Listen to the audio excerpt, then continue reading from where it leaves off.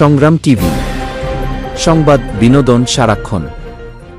মাছের মাথায় লুকিয়ে আছে কোটি টাকার গুপ্তধন, যে গুপ্তধন বিক্রি করে রাতারাতি কোটিপতি হচ্ছেন মাছ ব্যবসায়ীরা। মাত্র 1 কেজি পিটুইটারি গ্ল্যান্ডের দামে কেনা যাবে রেঞ্জ রোভার কিংবা BMW এর মতো রাজকীয় গাড়ি। সম্পদ শুধু মাছ রপ্তানির মধ্যেই সীমাবদ্ধ নয়, বরং মাছের শরীরের এমন কিছু মূল্যবান অংশ রয়েছে যা আন্তর্জাতিক বাজারে সোনার চেয়েও দামি। এই দামি অংশ বাংলাদেশ থেকে রপ্তানি হচ্ছে প্রতি কেজি কোটি টাকায়। এই বিশেষ অংশটির নাম হচ্ছে পিটুইটারি গ্ল্যান্ড। পিটুইটারি গ্ল্যান্ড হলো মাছের মস্তিষ্কের নিচের অংশে থাকা এক ধরনের অতি ক্ষুদ্র গ্রন্থি, যা বিশেষ হরমোন নিঃসরণ করে। এই গ্ল্যান্ড বিশেষ করে কার্প ও ক্যাটফিশ জাতীয় মাছের ক্ষেত্রে অত্যন্ত গুরুত্বপূর্ণ। বিশ্বব্যাপী ফিশ হ্যাচারিগুলোতে প্রজনন কার্যক্রমে এই গ্ল্যান্ড থেকে নির্যাস বের করে ব্যবহার করা হয়। এটি প্রজনন ক্ষমতা বাড়াতে এবং ডিম ছাড়ানোর কাজে ব্যবহার করা হয়, যাকে বলে প্ররোচিত প্রজনন। এছাড়াও ফার্মাসিউটিক্যাল ইন্ডাস্ট্রিতে নানা ধরনের গবেষণায় এই গ্ল্যান্ড ব্যবহৃত হয়। বাংলাদেশে পিটুইটারি গ্ল্যান্ড বা পিজি সংগ্রহ থেকে শুরু করে তা প্রয়োগ করা পর্যন্ত একটি বাজার ব্যবস্থা গড়ে উঠেছে যশোর, খুলনা, ময়মনসিংহ সহ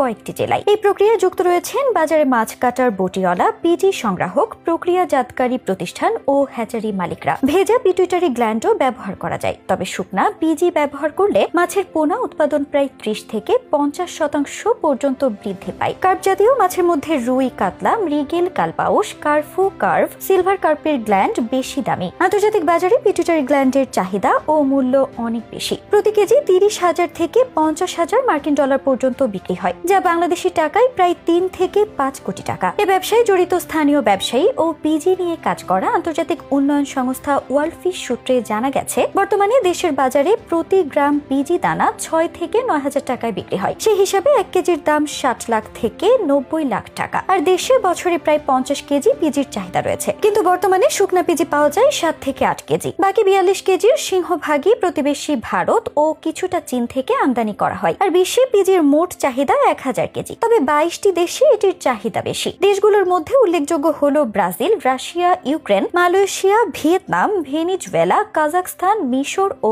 টোগো। পিজি ব্যবসার সঙ্গে যুক্ত যশোরের এক ব্যবসায়ী জানান, তার প্রতিষ্ঠান ইউনাইটেড অ্যাগ্রো ফিশারিজ বছরে 6 কেজি শুকনো পিজি উৎপাদন করে। তিনি মনে করেন, বাংলাদেশে মাছের বাজারে এখন যে অবস্থা, তাতে অন্তত 100 কেজি শুকনা পিজি তৈরি করা সম্ভব, যা দিয়ে দেশীয় চাহিদা মিটিয়ে বিদেশেও রপ্তানি করা যেতে পারে। লিয়াকত আলী আরও জানান, 2013 থেকে 2019 সাল পর্যন্ত তিনি প্রায় 100টি বটিওয়ালাকে মাছ কাটার সময় কিভাবে পিজি সংগ্রহ করতে হয় তা শেখান। এছাড়া USAID এর অর্থায়নে পরিচালিত Bangladesh Aqua culture and nutrition activity শীর্ষক প্রকল্পের আওতায় আরো 300 বটিওয়ালাকে প্রশিক্ষণ দেওয়া হয়। এটি ছিল ওয়ার্ল্ড ফিশের একটি প্রকল্প। এসব বটিওয়ালার কাছ থেকে এজেন্টের মাধ্যমে ভেজা পিজি সংগ্রহ করা হয়। এরপর তা প্রক্রিয়াজাত করে প্রতি গ্রাম 6 থেকে 9,000 টাকা দরে বিক্রি করা হয়। ইউনাইটেড অ্যাগ্রো ফিশারিজের এক জরিপ থেকে জানা যায়, দেশের মাছ বাজারগুলোতে বর্তমানে প্রায় 5,000 বটিওয়ালা আছেন। এর অর্ধেকের কাছ থেকেও যদি পিজি সংগ্রহ করা যায়, তাহলে দেশে যে 50 কেজি পিজির চাহিদা রয়েছে,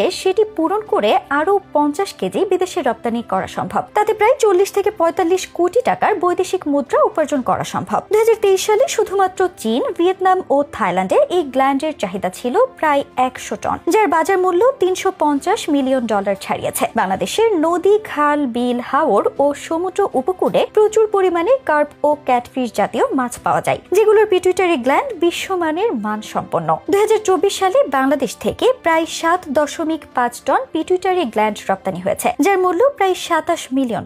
সরকারের সহযোগিতায় যদি পরিকল্পিত সংগ্রহ ও রপ্তানি করা যায়, তবে বছরে $50 মিলিয়ন আয় করা সম্ভব।